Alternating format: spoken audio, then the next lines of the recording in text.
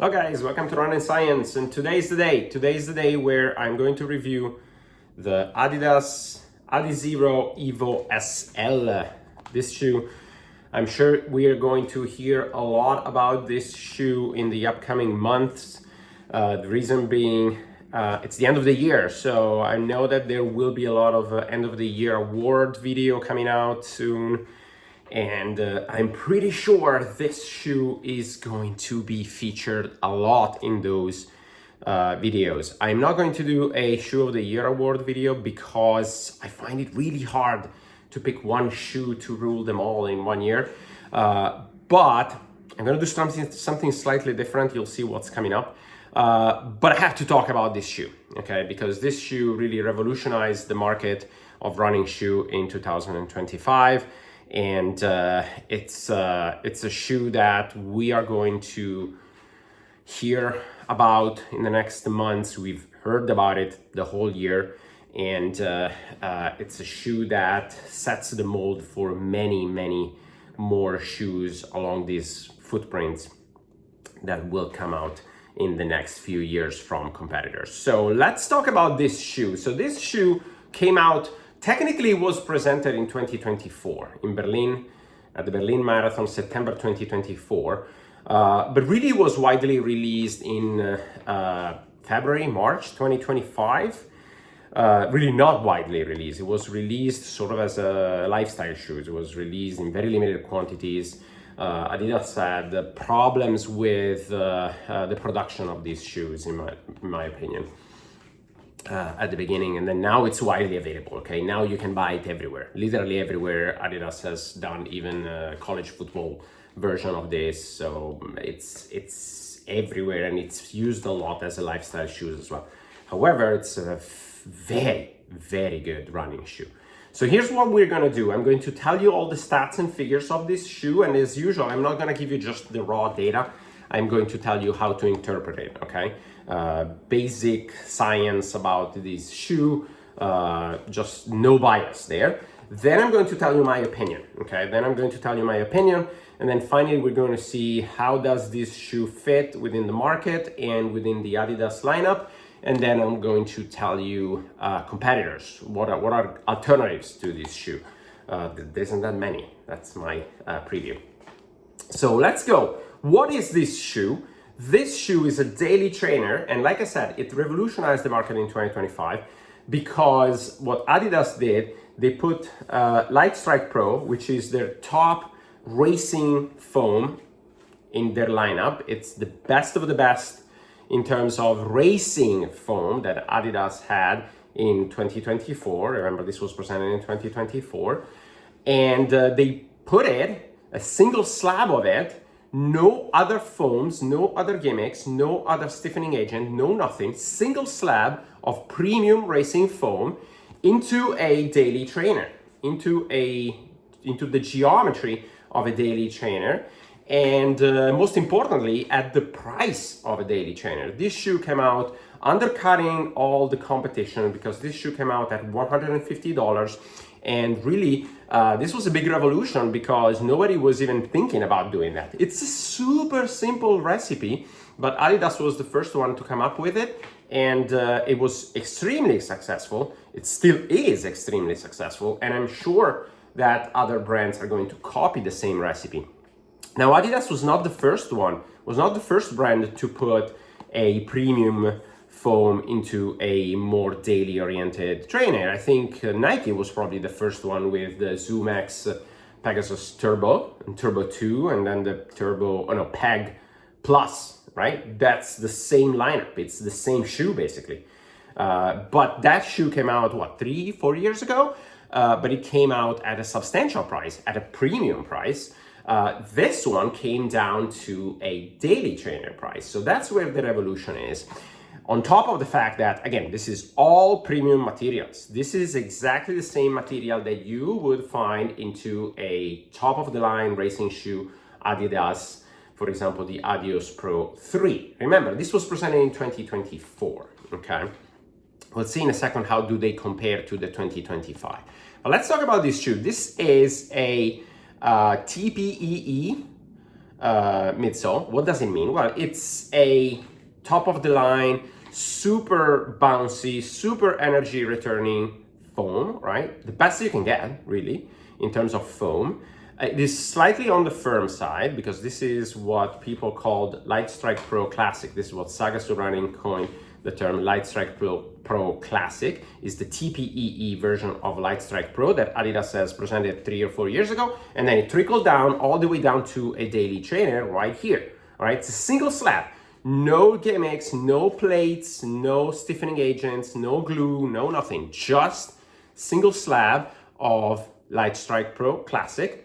It is 36 millimeter down here in the heel and 28 here. So 8 millimeter drop. I think drop is overrated. People look at it too much, but this sits right exactly in the middle, right? This sits right exactly where it should be in terms of a daily trainer. It's not too low, not too high, all right? So it's 8 millimeter drop, 36, 28, which again, right there in the middle, right there at daily trainer level.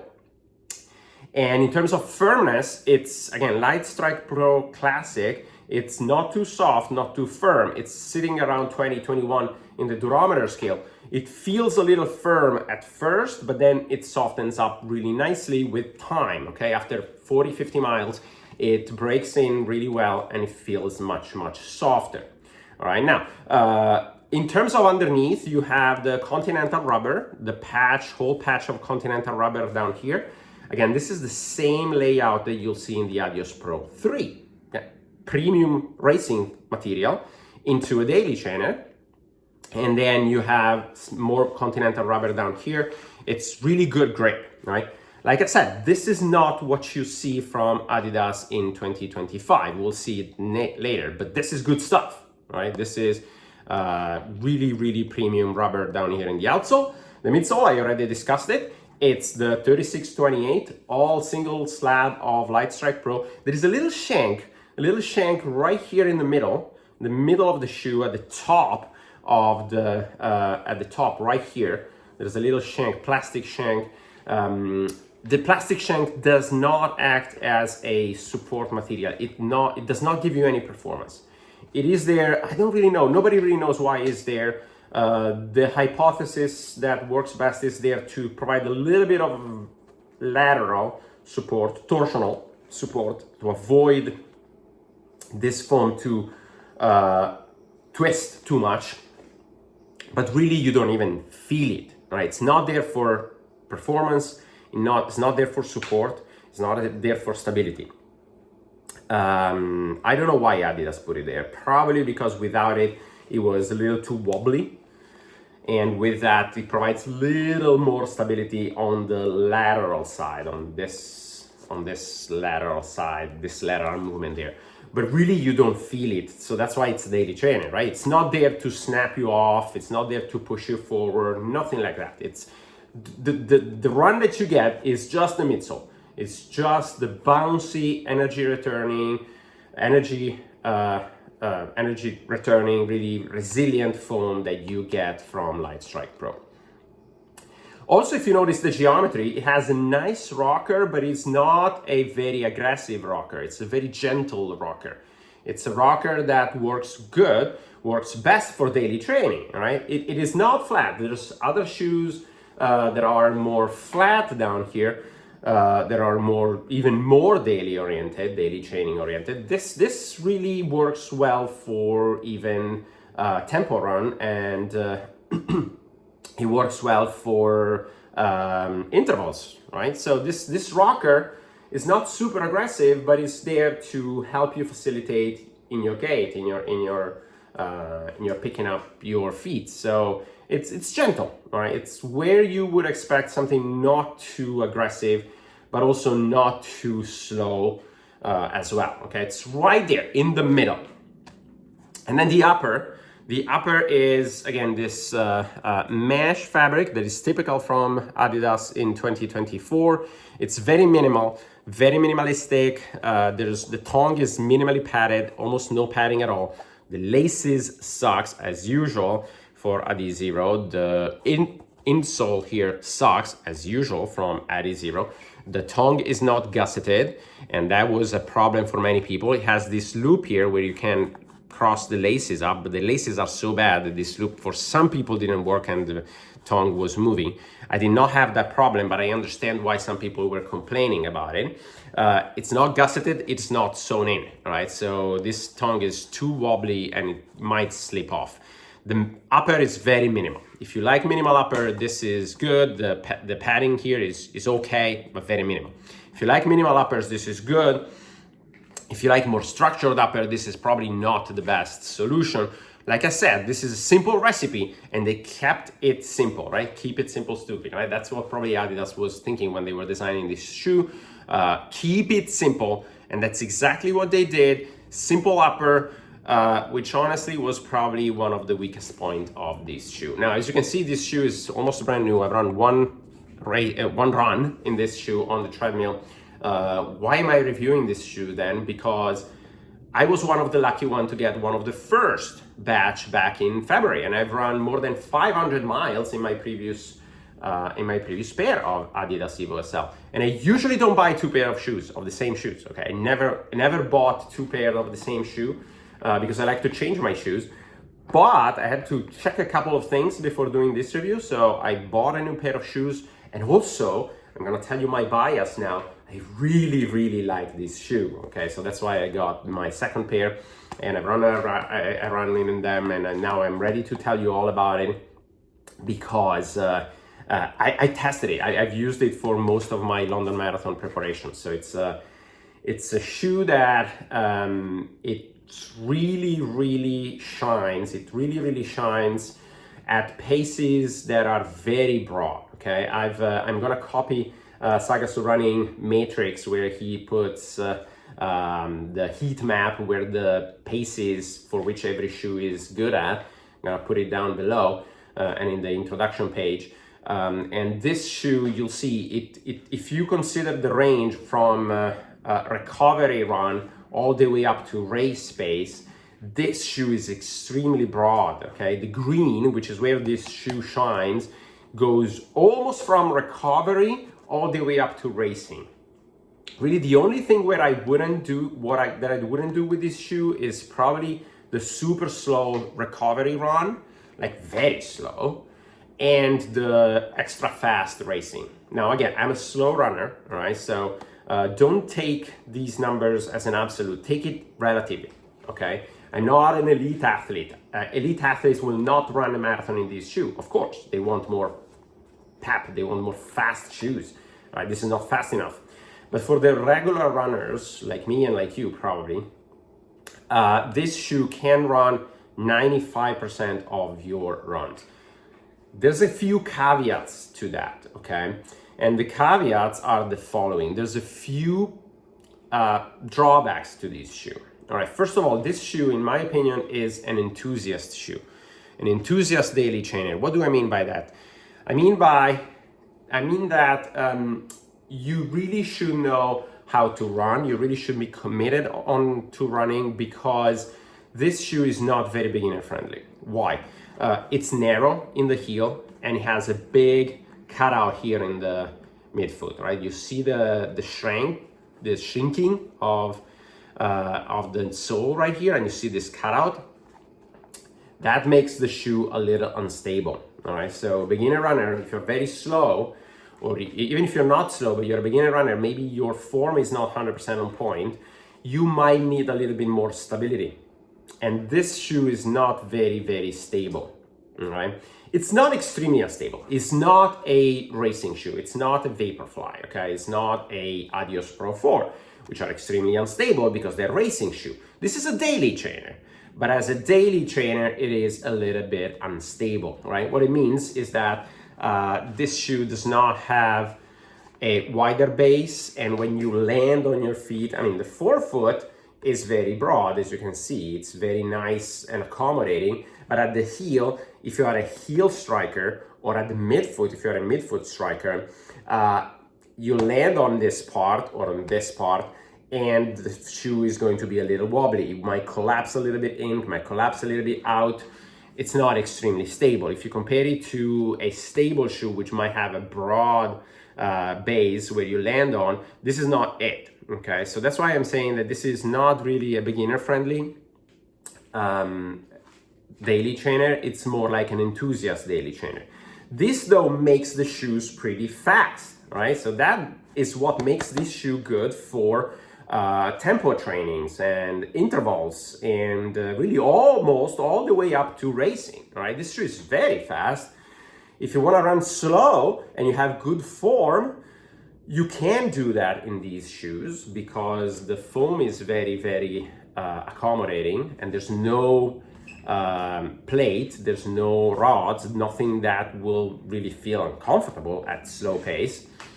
But if you're running mostly at slow pace, if you're running only a few miles a week, then probably this shoe is not for you. I know that Adidas sells this even as a lifestyle shoe, but I think even if as a lifestyle shoe it looks good, but it's not very good. I would not want to stand on this shoe for a long period of time, would not want to walk in this shoe for a long period of time because it's not very stable.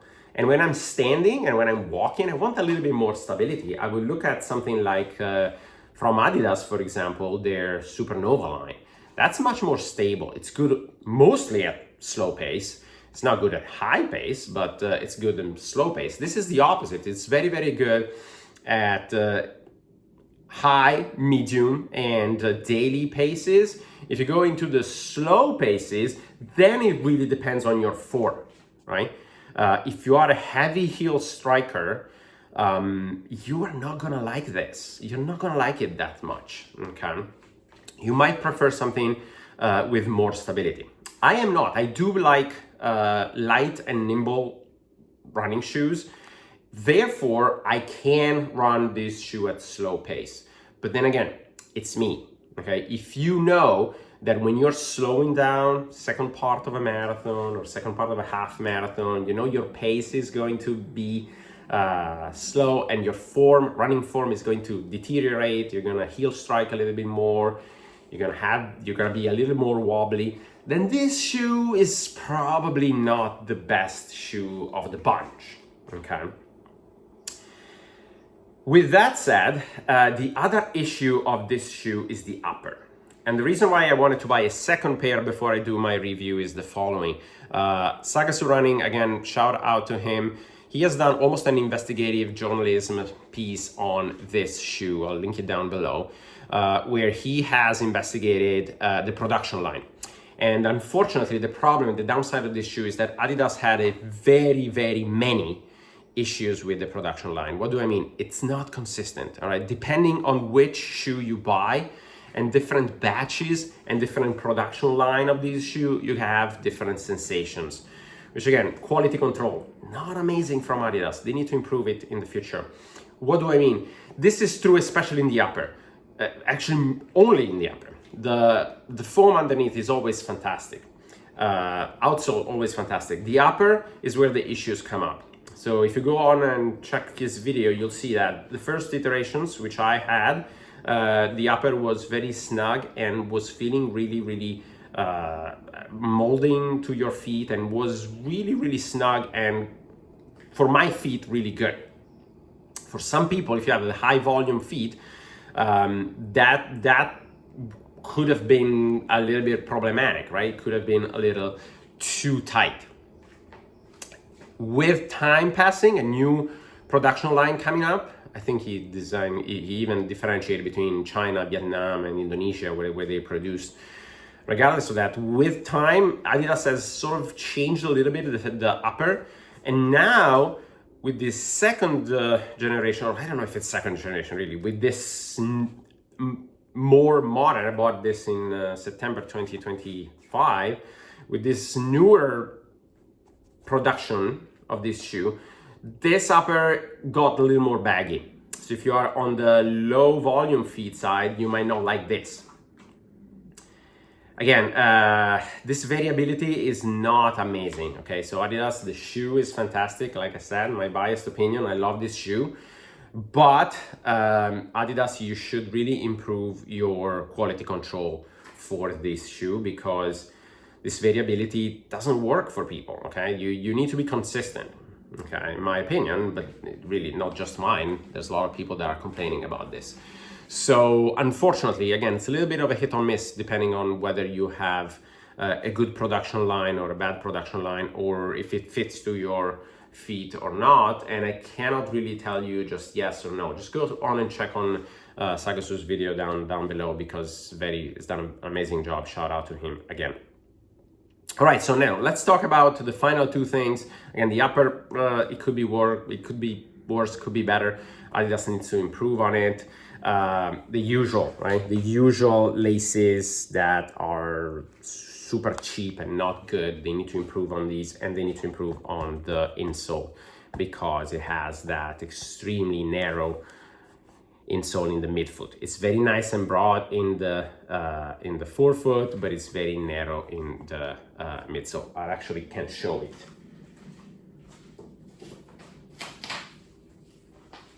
Right, this is the insole, which again is extremely narrow here in the midsole, in the midfoot.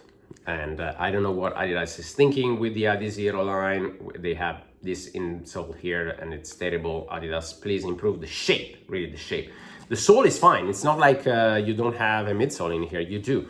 It's just the insole that doesn't work. I mean, my feet are not shaped like that. My feet are more straight, something like this. This is coming from a Vaporfly. This is coming from a racing shoe, and it's much better shaped, okay? It's Nike and it's much better shaped than this, which again, it's all of the Adizero line except the Boston. The Boston is the only one that does not have this insole. So I know that Adidas can do good insoles in the Adizero line, but they don't, okay? So I have no idea why they're doing this, but please improve it.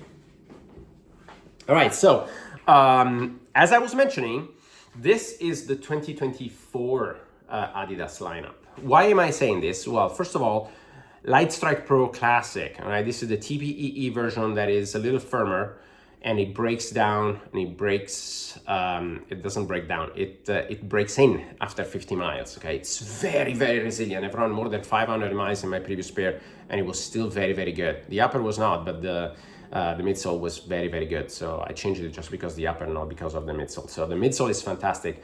It's the previous generation. Rumor says TPEE, actually not rumors. We know it's TPEE. The 2025 version, this is the Adios Pro 4. This is Lightstrike Pro. Unfortunately, they use the same name. And this is a different formulation, and you can feel it, all right? So in 2025, Adidas have updated their lineup with new material, and the new material is likely ATPU, so different feeling from this. They still call it Lightstrike Pro, unfortunately, but this is what Sagasu called Lightstrike Pro 2.0. I like that, okay? It's a different name, really, it's a different foam. You can sink in much more. It's much softer, much softer. You sink in much more, and it's still very energy returning. It's still very resilient. It is still very durable, all right? But it's a different sensation, okay? Also, the other difference is down at the bottom. The Continental patch in the Adios Pro 3 and in the Evo SL is like the whole outsole. Here is only a patch, and then the rest of the outsole is this material, which is called light traction. All right, this is a polyurethane material. Honestly, the Continental is fantastic. The light traction is probably even better. It's more durable, and it is more grippy, and I really like it. So I'm excited from what's to come for this shoe, because if they can upgrade to light traction, it's going to be even better. And they kept the Continental here as well, so that mostly branding in my opinion, but they say that this provides additional traction. I don't really know, but mostly branding. But I really like the light traction. I really like what they're doing here. And also the upper, finally, this is again 2024 upper. This is similar to the Adios Pro 3. It's this mesh material, and then the 2025 version, it's this fabric here. All right, this is fabric. It's not mesh. It's slightly less breathable because it's not perforated like this, right? It doesn't have holes. This one does not have holes. This one have holes, but it's softer. It's much softer, and it conforms to your feet better. So the 2025 mold, the 2025 lineup got out with the Adios Pro 4, and they replicated in the Adios 9 and the Takumi Sen 11. So really, I think Adidas is moving in this direction. We still have the crappy laces, which hopefully will get removed in 2025. We still have the crappy insoles, which again, hopefully they'll work on it. But the materials in the 2025 lineup is different from this. This was really the blueprint for the 2024 lineup, okay? And I think, again, they will upgrade this shoe to this kind of material. And I'm super excited. I'm super excited for what's about to come. If that's what's about to come for the EVO SL2, I'm extremely excited because, again, if you bring this material with a less extreme geometry, it's going to be fantastic as well, okay? And it might solve the issues in the upper because, yes, it's an Adizero, so we expect a very minimalistic upper, but this upper, again, not very good, and the consistency, right? The quality control was not very good. The quality control in the Adios 9 and the Adios Pro 4 this year seemed much better. At least the versions that I have, they're great. They work much better for me, at least. Okay, so I'm very excited for what's this about to come for this shoe when the new version comes out. But already this version is a fantastic first version for a shoe, right? Also, where does it fit in the lineup? So this is Adizero, right? So it's in the enthusiast line. They have an introductory level line. They have a beginner line, which is their Supernova, right? Supernova Rise, Prima, Ease, and so on. Those are very good beginner shoes. This one is more like an enthusiast shoe. And within the Adizero line, Adidas has a lot of shoes, right? They have the badly named, in my opinion, or this is a badly named, they have the Adizero SL2, which is not this. The SL2 is the successor to the SL, which is not this. This is the EVO SL. Confusing, but anyway. The SL2 it's mostly a daily trainer, like this, but it's dual density material. It's not all Light Strike Pro. It is decent at slower paces, but this is superior throughout. Okay, the SL2 is maybe a little more stable than this, but honestly, I don't see any reason why people should prefer the SL2 over the EVO SL. And definitely don't buy the SL, not the EVO SL, but the Adizero SL, the previous version of the SL2. That shoe is a brick. That shoe, I hated it with all my heart. So that is terrible. And it's a similar name to this. So buy the EVO SL, not the SL. Okay, if you still can find it, there's not that many out there, but if you still can find it, don't buy it. The SL2, it's better at slower paces, but if you want a shoe that it excels at slower paces, at that point I would get a Supernova Rise. I don't know why Adidas has so many shoes out there. Probably they should simplify the lineup a little bit, but we'll see what happens next year. Then in the Adizero line, they have the Boston, which is their tempo trainer, and it's honestly some people said this should have been the Boston 13. When it came out, say, well, what's the purpose of the Boston at this point? And really, with the Boston 13 coming out, I kind of agree. What's the purpose of the Boston? Well, the purpose of the Boston is that it's more stable than this. It's a little bit wider base. And it's there mostly to please to the people that like the Boston, the previous generation of the Boston. The Boston 13 is very similar to the 12 and the 11.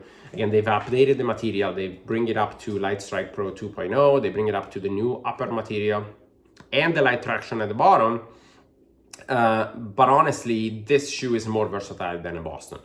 This shoe is, in my opinion, it beats the Boston throughout. Then, of course, they have the Adios 9, which is more extreme because it's 33 millimeter down to 26. So it's a very low stack, almost like a racing flat. And then the Takumi-sen and the Adios Pro 4, which I have here, which are the racing shoe from their lineup, okay? And then the EVO 1, EVO 2, I'm not even looking at those. Those are the pro athlete shoes. So once again, this shoe, in my opinion, it fits very well into a rotation where you buy, for example, something like this, the Adios Pro 4 for racing day, or the Takumi-sen for racing day. And then you get something on the slower end if you want, for example, something like a Supernova Rise 2, and you have a fantastic rotation where this can do 95% of your of your runs, and then if you really want to walk and run, walk, run, or go slow, or take it for recovery, you get a Rise 2. And then if you really are up for race day, you get the Adios Pro 4. So that's my suggestion for Adidas lineup. If you are not sure between this and the Boston, if you've tried the Boston before and you loved it, then keep working with the Boston. If you have never tried the Boston, there's really no reason, in my opinion, for which you should prefer the Boston 13 to this shoe, unless you really want a little bit more stability. But again, this shoe, in my opinion, is superior to the Boston throughout. Now let's talk about alternatives. I know this video is gonna come up pretty long, but I have a lot to say about the EVO SL. It's a fantastic shoe, like I said before, and it's probably the shoe of the year for many people, so we have to talk about it. Let's talk about alternative. Like I already mentioned, Nike Pegasus Plus. Sorry, I'm getting confused with all the names with Nike. Nike Pegasus Plus. I haven't tried it. Okay, I haven't tried it, so I'm not gonna comment on it. It's on the same blueprint, premium foam at the bottom, very minimalistic upper. It's, you know, in principle very good. It's a little stale. It came out at this point almost 2-3 years ago. They rebranded the name, but it's just the Pegasus Turbo. Nothing new there, and it's not as fun and exciting as this. I have not tried it, so I'm not going to comment too much into that. And it's $180. This is $150. So really, there's no competition there. They're on two different levels. The other shoe that I will compare this to is the New Balance Rebel V4 and V5. I did not try the V5, but I tried the V4, and they're very similar. V4 and V5, well, from what I've heard, is mostly just the upper change. The Rebel is not premium foam, okay? It's a very similar blueprint in the sense that it's a daily trainer that's very light and can do all paces from slow to fast. It's very light and nimble, picks up the pace very well, but it's not premium material. It's an EVA blend, and honestly, it's, if you allow me the joke, it's bland compared to this. All right? It's not very good. It's very good if you step in, right? At the first sensation, it's very good because it's much softer. That one is about 13 in the durometer. This is about 21, so completely different. Very soft. It feels very good at first. It gives you energy back, but after 100, 150 miles, it dies immediately. My Rebel V4 was dead after 100 miles, so it's complete opposite to the behavior of this foam. This foam breaks in really nicely, and then it stays amazing all the way up to 500 plus miles. That one feels good at first, feels good for the first 100 miles, and then it dies. That's not a surprise, it's EVA. This one is TPEE. Different foam, different results. It's totally normal. This is premium foam, that one is not. So that one cost 140, this one 150. I would still get this, okay? This is much better value in my opinion. It feels much better down the road. Other competitors, Puma is coming out with great shoes at this point. The Velocity Nitro 4 is a shoe that is similar to this. Same problem in the upper, same good premium midsole and good outsole. The Puma feels much narrower, right? The Puma fits much narrower. They have a wider version. But it's a narrow fit, but it's more stable. So if you like a more stable shoe, if you need something more beginner friendly, then get the Puma. The Puma is as good as this shoe. It costs even slightly less. It's still that durable as this. It's still premium as this. It still feels good as this, but it is more narrow. Okay, it's much more narrow, and it's not quite as good at workout pace and above. Okay, I would not race a race into a Puma Velocity 4. I would race a race into these. I'm slow, so I would race a race into this. Any race, really, all the way up to a marathon. The Puma, no. I mean, the range is a little shorter, right? Because the Puma is really a daily trainer, and you can run some tempo with it, but not much more than that. Other than that, ASICS is coming out with a whole new lineup following this blueprint. The Nova Blast is often compared to this, but to my opinion, they don't compare. Nova Blast, again, they don't have a premium foam underneath. The foam in the Nova Blast doesn't really work for me. The FF Blast Max, it's too mushy. Doesn't really work for me. The Nova Blast, the entire Blast line really it is geared towards a max cushion. This one is not a max cushion. This is light and nimble. And it's low, not low stack because it's 34, but it's, sorry, 36. But it's more on the lower end of the range, while the Blast line is more on the upper end of the range. The Nova Blast is 40, 41. The Mega Blast is even more than that, the Super Blast as well, right? But they're following the same blueprint, full slab of premium material, like in the Mega Blast, right? They have the ATPU, full slab of ATPU, but the difference there is the fact that it feels like a bulky shoe. They have a lot of flare here in the heel. It's much wider, it's much more stable. The Mega Blast, for example, has the same range, right? It's really good all the way up to racing and all the way down to slow pace, but it runs very different. If you are a person that is a forefoot striker or a midfoot striker or a cadence runner, all right, you'll like this shoe much more because this shoe is much lighter, much nimble, and it picks up the pace much better. The Mega Blast is more bulky. It feels like a max cushion shoe. It's still very nice. It's still very light, still very nimble, but it feels like a max cushion shoe and is not as good at picking up the pace as this. I mean, I'm nitpicking here. They're very good, but it feels completely different. That one feels max cushion. This one feels light and nimble, if that makes any sense. If you've tried a ASICS shoe, Nova Blast, Super Blast, or Mega Blast, and you felt like they're a little clunky, a little big, a little too much of a shoe under your feet, then you'll like this. If you're perfectly fine with those shoes and you feel like it's perfect in terms of cushion, you're probably a heel striker, you're probably a stride runner rather than a cadence runner. Then if you like that, then this will work, but not quite as well as that, okay? But the blueprint is there. They're following exactly the same thing. Full slab of premium material and simple upper. That's the blueprint. That's why this shoe revolutionized the market. This is $150. Those are $225 the Mega Blast, $200 the Super Blast, and $150 the, or is it $140? Maybe $145, the Nova Blast. But again, Nova Blast does not compare. Nova Blast, the midsole does not compare to this. This is superior to the Nova Blast, except it's a little firmer and it doesn't feel like max cushion while that one does. But I will pick this one up every day. All right, so that's all I have to say in terms of the Adidas EVO SL.